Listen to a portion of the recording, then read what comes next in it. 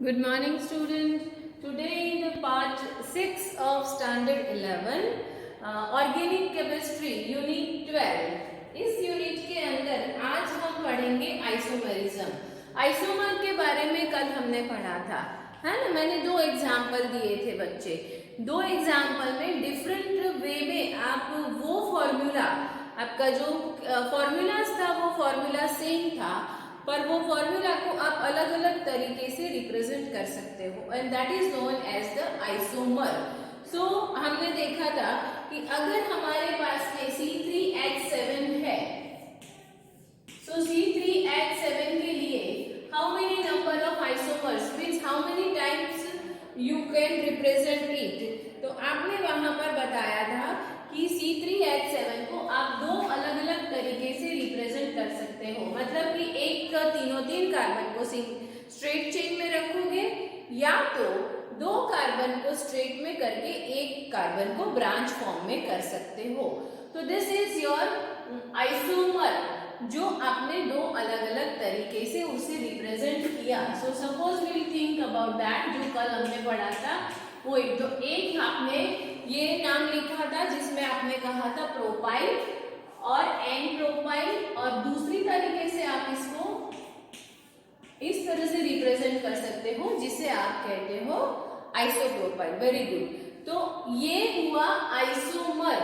अब यहाँ देख सकते हो कि इसकी जो स्ट्रक्चरल फॉर्मूला है वो फॉर्मूला सेम है, पर आप उसको रिप्रेजेंट अलग अलग तरीके से करोगे. मतलब उसकी chemical properties and physical properties में थोड़ा सा फर्क होगा. There is a slightly difference in that properties.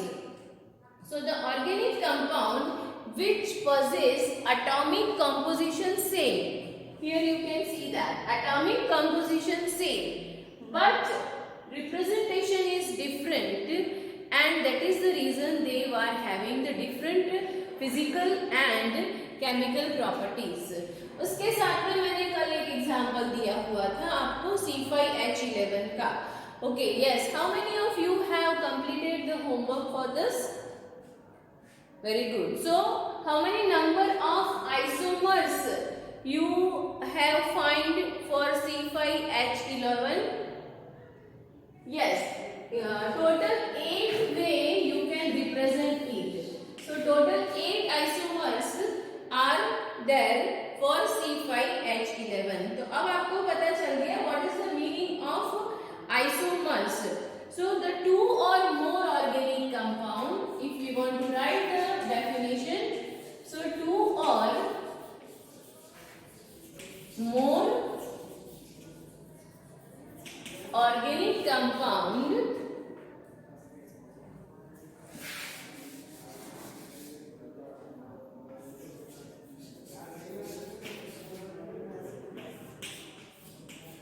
possess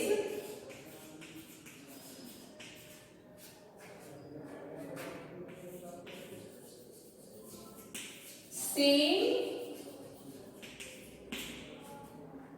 atomic composition but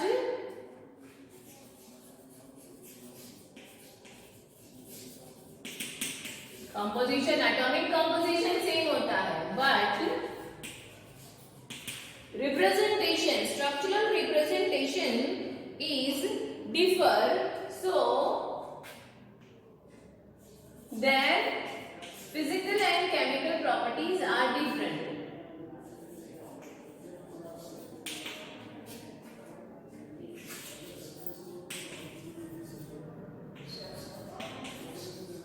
And that's why their physical and chemical properties are different. That is known as isomer. So what is the meaning of isomer? So हम अगर यहाँ करें तो iso plus mer. तो isomer का meaning क्या हो सकता है? हम उसे कहेंगे इक्वल. आइसो का मतलब हमने यहाँ पर जो आइसोप्रोपाइल पढ़ा था, इसका मतलब क्या हुआ था? इक्वल. मतलब लास्ट सेकेंड कार्बन पे दो आपका इक्वल ग्रुप आया हुआ है. तो आइसो मतलब इक्वल और मर का मतलब है parts. So equal parts, that is known as your isomer. which is having same molecular formula, same atomic composition, means we can say that molecular formula is same,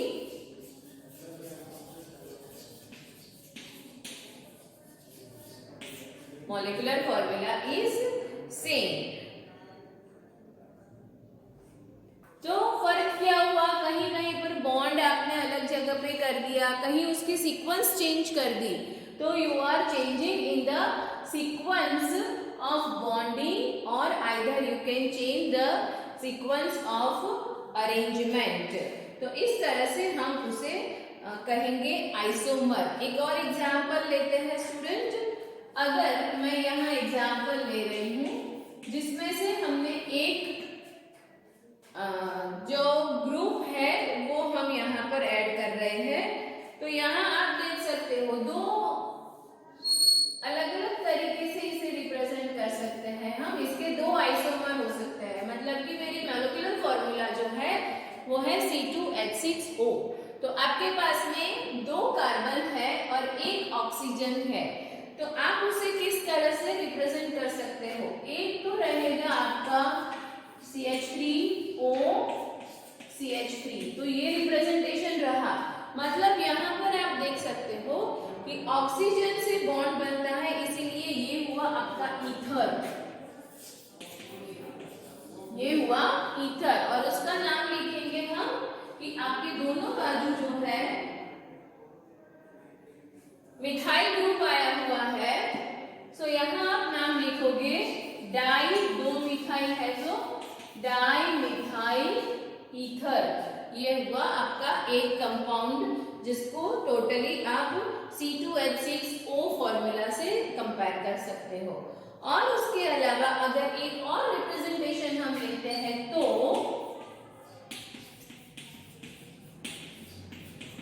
यहाँ आप देख सकते हो, यहाँ भी आपकी फॉर्मूला सेम रह रही है C2H6O, पर यहाँ आप देखो कि ग्रुप हमने कौन सा रखा है, यहाँ पर हमने हाइड्रोक्सिल ग्रुप रखा है। उसका मतलब यहाँ ऑल हो गया आपका, ये आपका है अल्कोहल। तो इसका नाम क्या दोगे, दो कार्बन है, इसका मतलब हुआ इथाइल और ये हुआ OH ग्रुप, तो इथाइल अल्कोहल।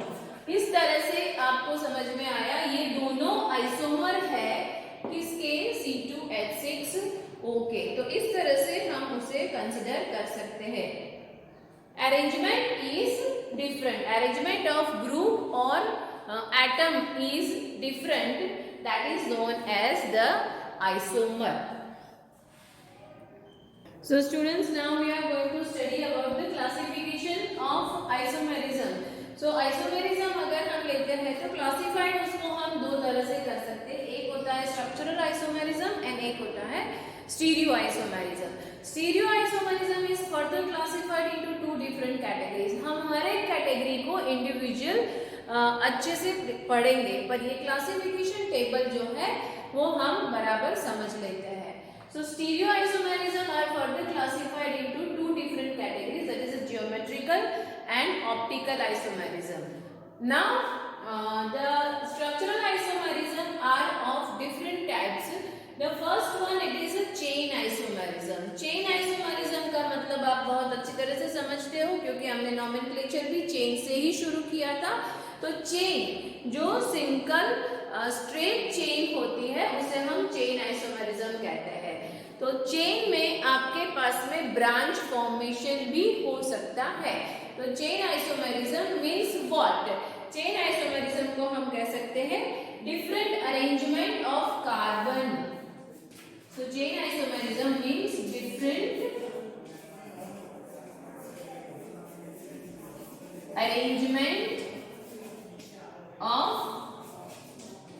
carbon. यहाँ देख सकते हो students, I have taken the example of butane. Here you are with the 4 carbon atom. Now here that 4 carbon atom is differently, you can show it in this such manner also. तो 3 यहाँ पर आपने रखे और चौथा carbon आपने नीचे रखा है। In place of this, suppose you can change the position of this carbon, which you can place it on the second carbon also. So here also this is your branch, but यहाँ दो अलग अलग वे से आप उसको carbon की position को change कर सकते हो. यहाँ पर करोगे तो वो सेम ही रहेगा. So this is your chain isomerism, structural form. Now here different arrangement of carbon. Carbon की अरेंजमेंट अलग अलग हो जाती है, उसे हम कहते हैं chain isomerism.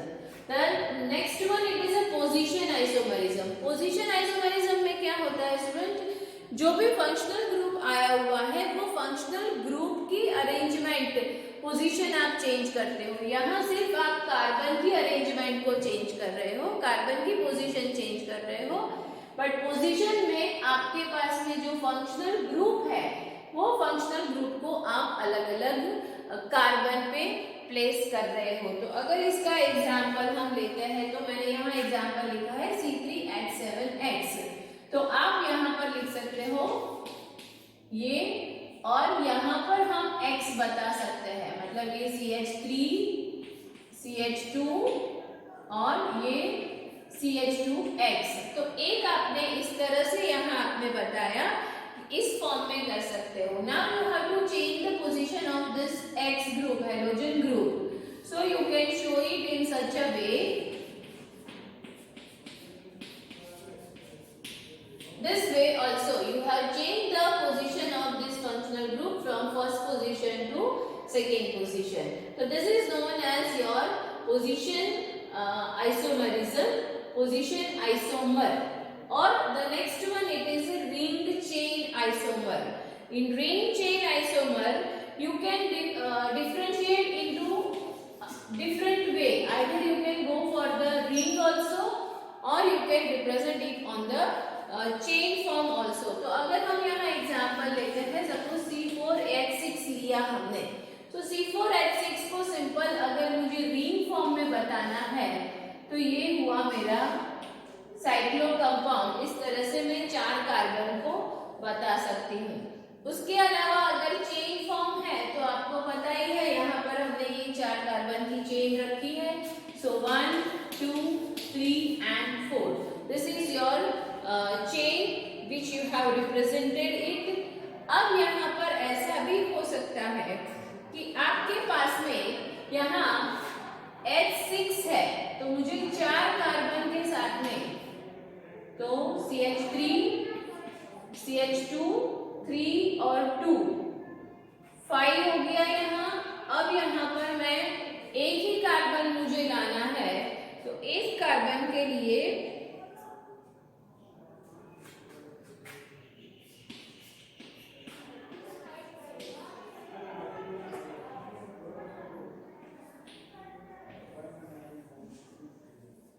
C4H8 है स्टूडेंट, मैंने 4H6 लिखा था तो यहाँ डबल बॉन्ड कर दिया. C4H8 यहाँ आप देख सकते हो CH3 CH2 CH double bond CH2. तो ये एक रिप्रेजेंटेशन हुआ आपका जिसको आपने चेन फॉर्म में रिप्रेजेंट किया है.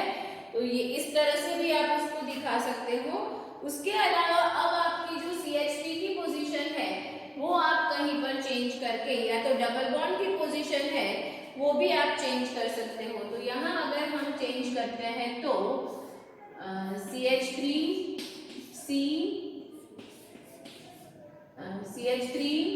Double bond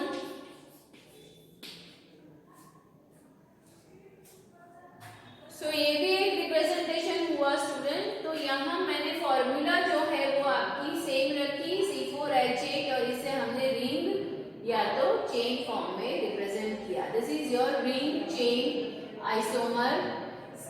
now the next class we are going to study about the metamerism, tautomerism and बस फंक्शनल ग्रुप आइसोमेरिज्म. तो 3 जो हमारे आइसोमर्स बाकी रहे वो हम नेक्स्ट क्लास में पढ़ेंगे. ये दोनों के बारे में आपको समझाया, तो क्या उसकी डिफाइन लिखोगे आप. So define for this position isomerism is the functional group. For position isomerism, functional group position position, उसके साथ में हो सकता है मल्टीपल बॉन्ड, डबल बॉन्ड और triple bond. Multiple bond position also differ.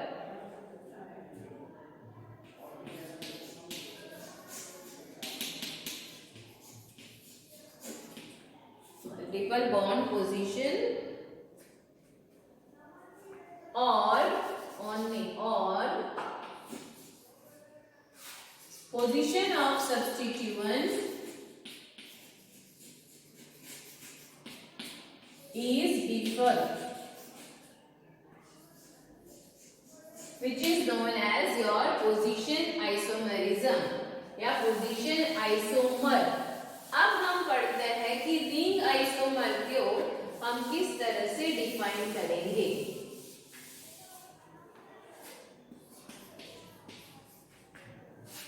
How the ring isomer can be defined.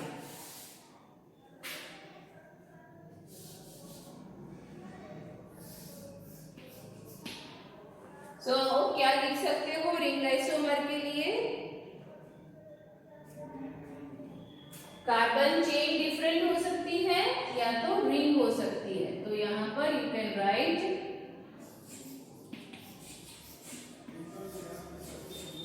Difference of carbon either in chain form और in the ring form. तो इस तरह से आप डिफरेंशिएट कर सकते हो. सो आज हम लोग ने जो पढ़ा उसमें आइसोमर मतलब उसकी मॉलिक्यूलर फॉर्मूला जो है वो आपकी सेम है. उसका सीक्वेंस मॉलिक्यूलर फॉर्मूला के उसका जो हम रिप्रेजेंटेशन है, सीक्वेंस ऑफ बॉन्डिंग है या सीक्वेंस ऑफ ग्रुप है, वो हम डिफर करते हैं. That is the reason physical and chemical property different हो जाती है. एंड टाइप्स ऑफ आइसोमेरिज्म में हमने दो टाइप्स पढ़ा. एक है हमारा स्ट्रक्चरल आइसोमेरिज्म और स्ट्रक्चरल आइसोमेरिज्म में हमने अभी 3 पार्ट पढ़े. Chain isomer, position isomer and very good ring chain isomer. Students, go for the practicing it, and then tomorrow's class we are going to study another 3 isomers of structural isomerism.